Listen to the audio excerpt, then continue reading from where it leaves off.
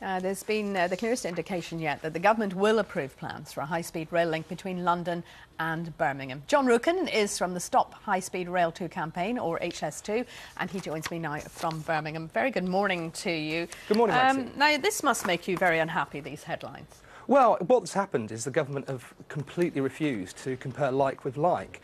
They're saying that helping on the existing infrastructure is going to cause massive disruption, but completely ignore the fact that HS2 would mean demolishing and rebuilding Euston Station, which would take 8 years, which is going to cause massive disruption. Also, there'll be massive disruption on the roads, the roadworks. Like, there's one section in Birmingham where it's got to cross the A45, the A452, the M6 and the M42 in the space of 2 miles, and that's going to cause massive disruption. You know, looking at the fact that they're saying that longer carriages and getting rid of some of the first-class carriages, longer trains, doubling the capacity in standard class won't meet the capacity requirements is quite frankly ludicrous.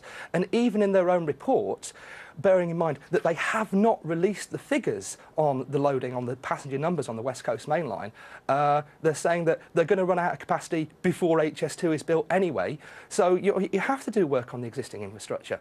You know, it's completely contradictory, this report. But the big issue here is that they have failed to release the data. We have asked them for the loading factors for the passenger numbers on the West Coast Main Line, and they've just refused to release that information. Independent studies have shown that it's rubbish, that the trains aren't overcrowded, apart from a few trains in peak hours, and even then you're looking at still having empty seats in first class. Well, given what you're saying, why would the government then, if your side was to be right, I'm not saying either side's right or wrong, but if your side was to be right, why would the government spend all this money then? Well, there's a strong lobby from people with vested interest in constructing the thing. Basically, we come from a starting point of a couple of years ago. Lord Adonis, who was responsible for top-up fees and university tuition fees, went to the Department for Transport and said, build me the fastest, most expensive railway in the world and justify it. And that's where all the problems come from.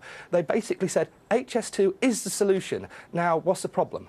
And this is why none of the arguments supporting it fit. There's no business case, there's no environmental case, and there's clearly no money to pay for it.